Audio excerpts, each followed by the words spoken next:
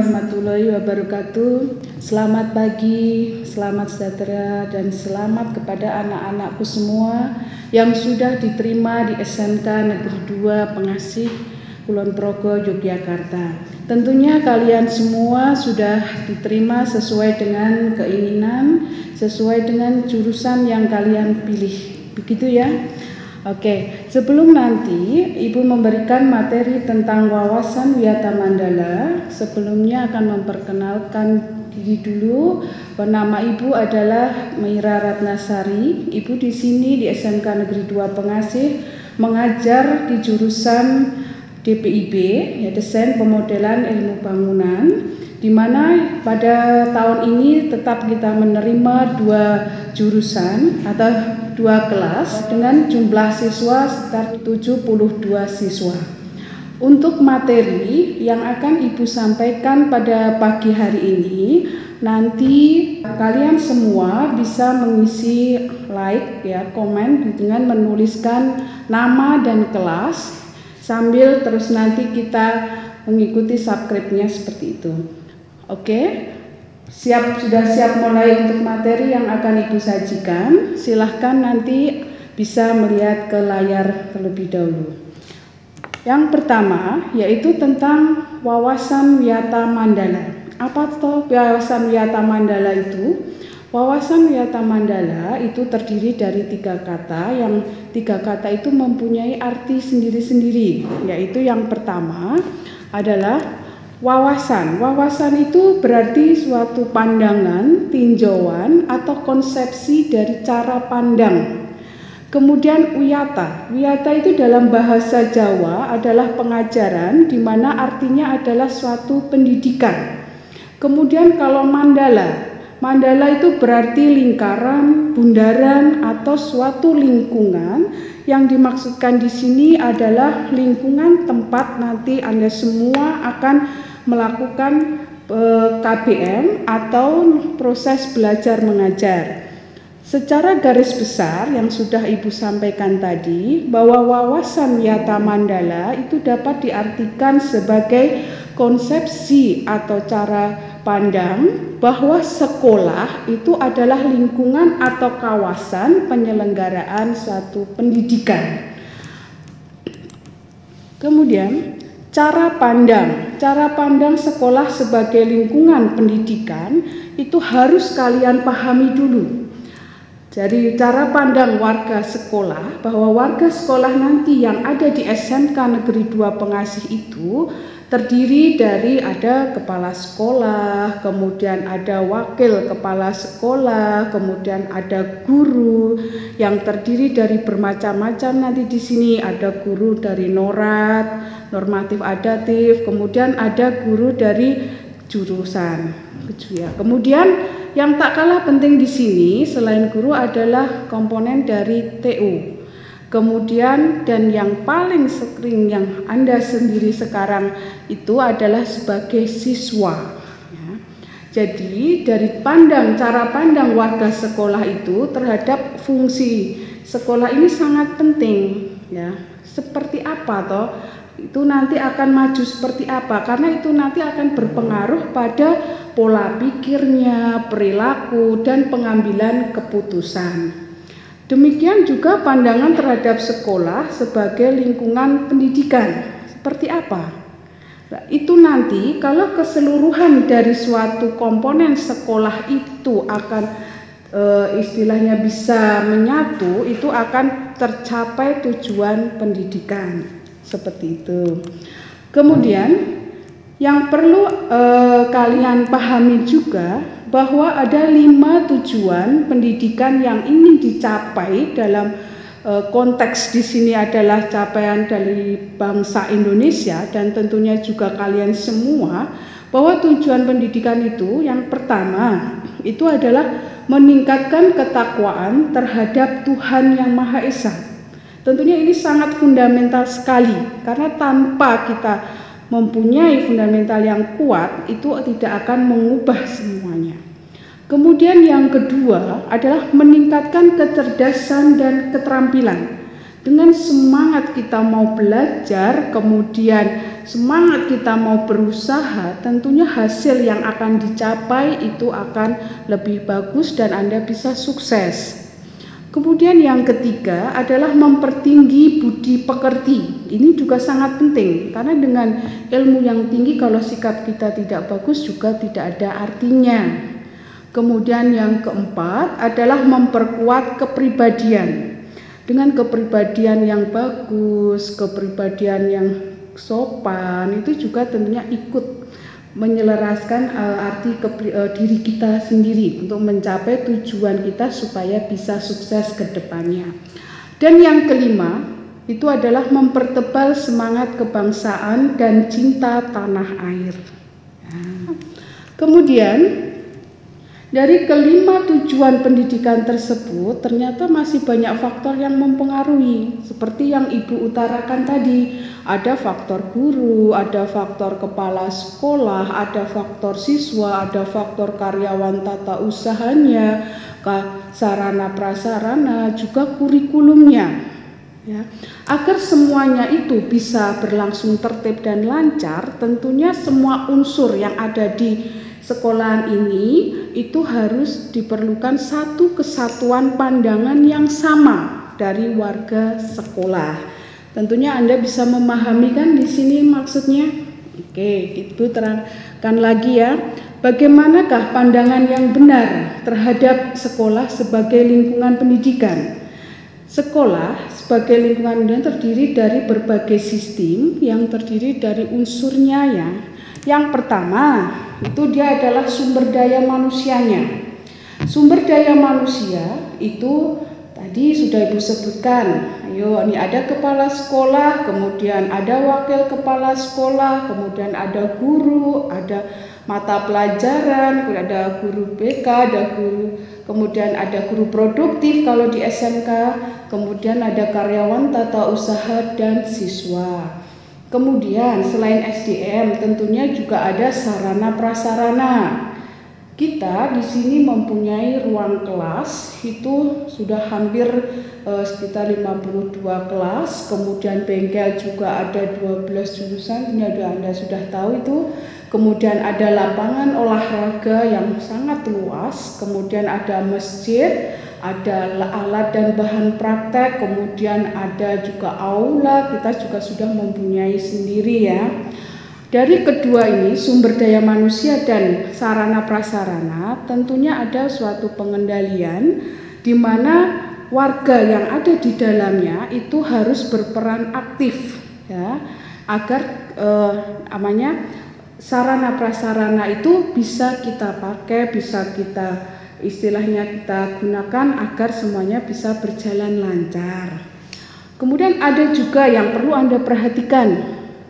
Apa ya Bu? Yaitu hubungan harmonis agar tercapai suatu tujuan pendidikan. Apa sih itu yang membuat suatu hubungan itu harmonis? Yang pertama, bahwa setiap unsur sekolah itu harus saling melengkapi. Kemudian yang kedua, bahwa setiap unsur tidak boleh menganggap lebih penting dari unsur yang lain. Misalnya bahwa ini kepala sekolah itu merasa paling penting dibandingkan dengan bapak ibu gurunya, atau misalnya tukang kebun lebih penting, merasa lebih penting daripada satpam, itu tidak boleh ya. Kemudian yang ketiga, bahwa semua warga sekolah harus saling menghargai. Ini sangat-sangat penting sekali ya yang Anda ketahui. Kemudian ada uraian peran setiap unsur di sekolah itu yang mungkin Anda harus pahami juga. Yang pertama adalah peran kepala sekolah. Di sini kepala sekolah kita adalah Bapak Sumarno ya. Bahwa beliau mempunyai peran yang sangat penting, diantaranya yang pertama, beliau itu berwenang dan bertanggung jawab penuh terhadap penyelenggaraan pendidikan di lingkungan sekolah. Jadi kalau ada urusan apa-apa, semua ada surat tugasnya, semua ada suratnya, itu harus diketahui oleh beliau, harus ditandatangani oleh beliau ya. Kemudian yang kedua, bahwa semua aparat sekolah itu tidak boleh bertindak sendiri-sendiri, melainkan atas seizin dari kepala sekolah. Seperti itu. Kemudian yang kedua adalah peran dari Bapak Ibu guru. Yang pertama, perannya adalah bahwa beliau itu harus menjunjung tinggi martabat dan citra guru dengan sikap dan tingkah laku. Tentunya harus sikap dan tingkah laku yang positif. Kemudian yang kedua, beliau harus menjadi teladan atau pamong yang di masyarakat. Ini tentunya juga sudah tidak asing lagi ya bagi kita semua ya. Kemudian yang ketiga adalah peran karyawan dari tata usaha. Tata usaha yang ada di sekolahan itu adalah mendukung kepentingan dari administrasi ya, dalam rangka proses belajar mengajar. Kemudian misalnya nanti dari pihak TU itu juga bisa membuatkan surat tugas, kemudian ada beliau membuat SPP, kemudian pembayaran juga langsung ke TU ya. Kemudian ada perangkat sekolah yang lain seperti ada pegawainya, ada satpam, kemudian tukang kebun, piket dan lain-lain. Itu harus melaksanakan hak dan kewajibannya sesuai dengan bidang tugasnya masing-masing tentunya. Kemudian yang keempat, ya, yang ini yang harus kalian ketahui adalah peran murid. Peran murid sebagai warga sekolah. Apa toh? Itu yang pertama, harus mentaati tata tertib yang berlaku di sekolah. Nanti Anda di sini akan dibagikan namanya buku tatib, di mana buku tatib itu sudah ada poin-poin yang harus Anda perhatikan, Anda cermati, apa-apa saja yang tidak boleh Anda lakukan. Karena itu nanti kalau Anda sampai berani melanggar itu tentunya ada konsekuensinya di situ.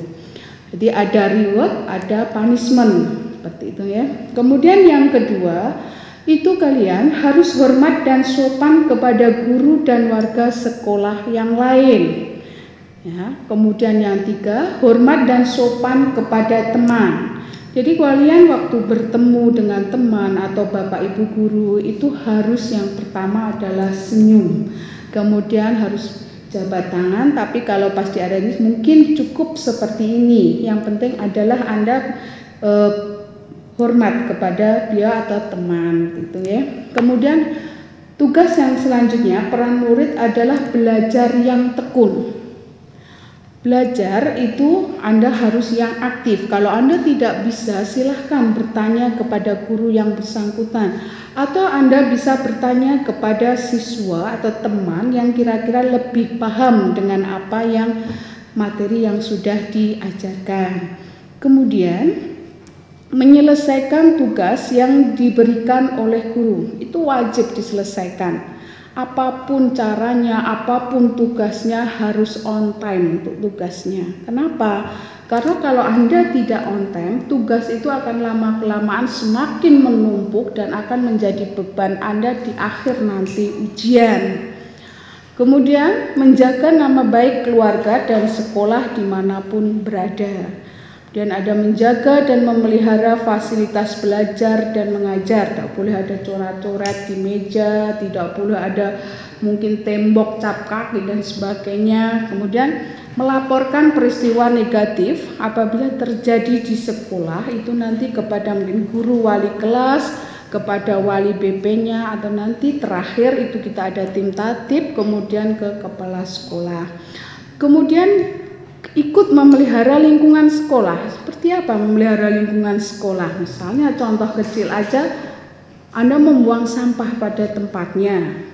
Nah, kemudian Anda menggunakan air dengan secukupnya, itu juga masuk ya. Kemudian memanfaatkan waktu seefisien mungkin ya. Kemudian Anda mengikuti kegiatan-kegiatan intrakurikuler, kurikuler atau ekstrakurikuler yang sudah diadakan di sekolah yang mungkin nanti akan disampaikan jenisnya apa saja. Ekstra yang harus Anda ikuti selama di SMK Negeri 2 Pengasih ini. Karena waktu Anda kelas 10 itu ada ekstra wajib yang memang diikutin oleh semua warga kelas 10 ya. Kemudian yang terakhir mungkin menghindari tindakan yang akan mengganggu ketertiban dan proses KPM.